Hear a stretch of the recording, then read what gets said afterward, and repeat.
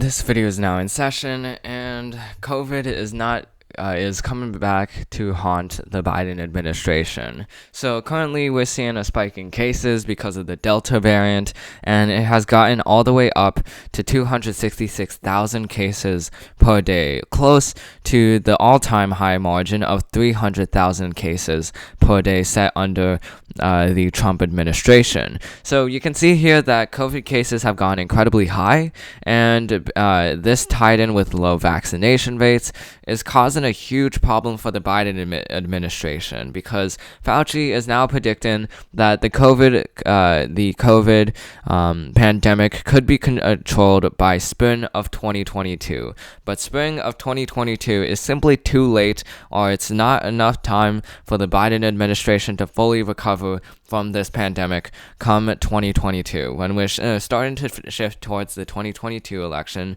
we're seeing COVID cases rise, we're seeing the economy start to stagnate in terms of growth, and we're seeing more issues arise from this pandemic, especially in unvaccinated areas. But even in vaccinated areas, this has repercussions for the economy. New York was supposed to fully rebound after the dwindling of COVID cases in June, but now that COVID cases have gone higher and higher, we're seeing economies in both rural and urban areas take a hit from this pandemic, and that translates to a bad sign for the Biden administration, because he is president. Right now, he's in control of this. Trump is no longer in control of this virus. He is no longer president, which means that Biden, whatever happens in his administration, he will be held accountable for it. So when it comes to this pandemic with low vaccination rates, we could fully see a winter wave coming soon. We could fully see a spring wave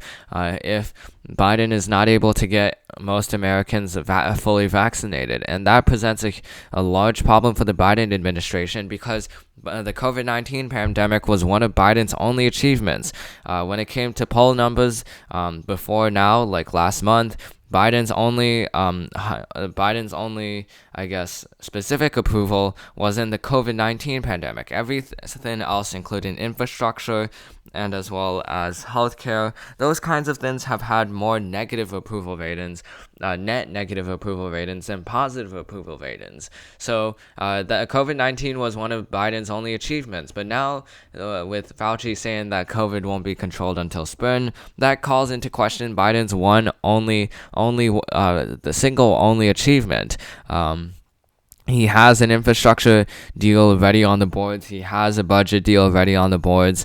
But as we've discussed in last video, both of those things are currently having a fight in Congress over which should be passed first by the House Democrats. So that's also not working out for the Biden administration, and COVID is not working out for the Biden administration. The main reason why is because of vaccination rates. Currently, everyone who wants to be vaccinated at this point is vaccinated or fully vaccinated, and you can see only 52% are fully vaccinated. That's a very low number for the United States, especially compared to states like the nations like the United Kingdom, where they have more of 76% fully vaccinated population, and that has translated to lower spikes for them. That has translated to lower hospitalizations among Britain, among the British population. But here in the United States, a lot of rural states and Republican states are not being vaccinated, and while that shouldn't be a problem to urban areas, it is, because of the economy, and it's becoming a problem for Biden because of the high COVID cases and because of the rise in COVID deaths that is happening from these unvaccinated populations. And unfortunately for Biden, there's not too much he can do about it. At this point, we're seeing the only reason why people are getting vaccinated is because of their family member, their immediate family member, has gotten a severe strain of the COVID virus, or if they themselves have gotten a severe case of COVID-19. So with those two facts tied together, it shows a worrying sign for the Biden administration, because they need to ramp up their vaccine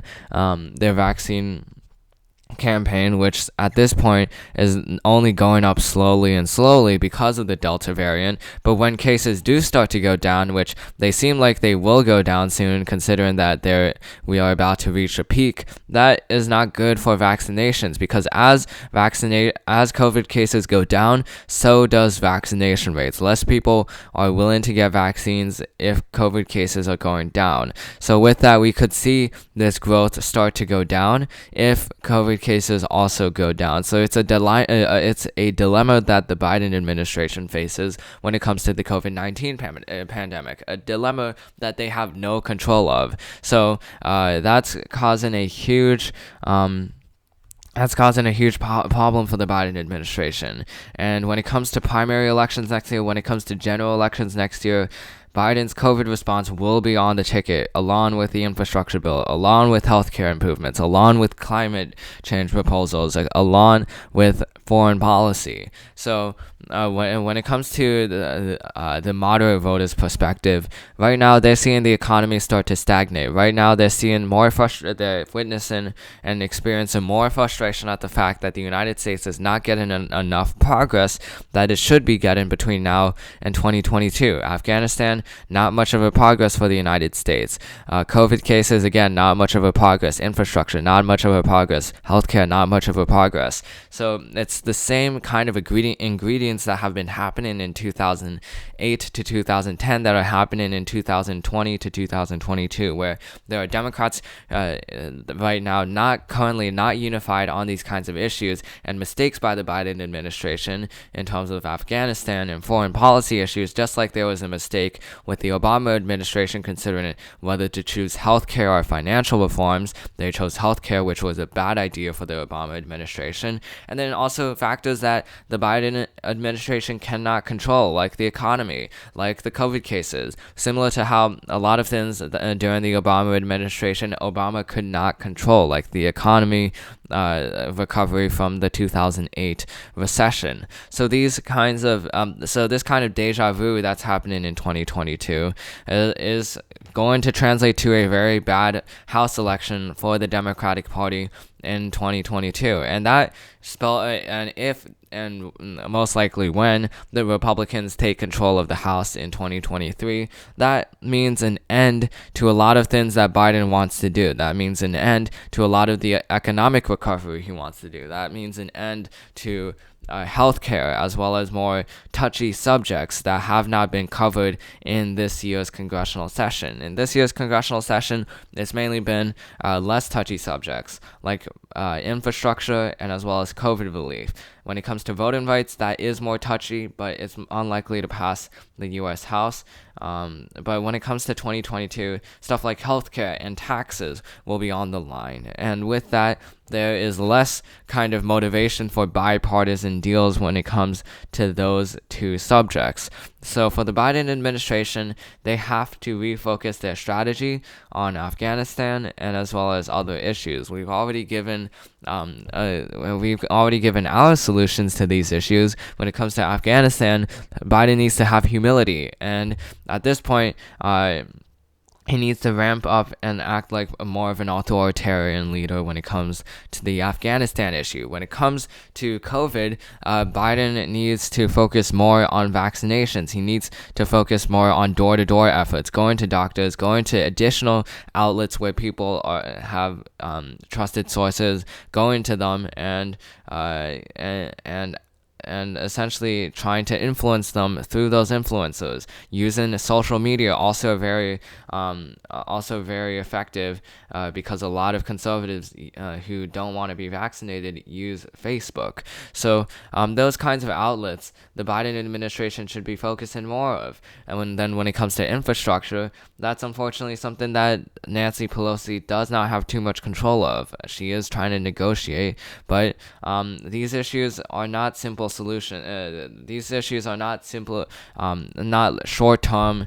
So they're not problems that can be solved in the short term. They're more long term problems, especially with COVID, that Biden will have to face, which means less and less of a chance that that the Democrats would be able to retake the House in 2022, and an increase in chance of more Republican seats, of more flips towards the Republican Party in the U.S. House of Representatives. So that's the end of this video. Hope you enjoyed it. This video is now adjourned, and I'll see you in the next one.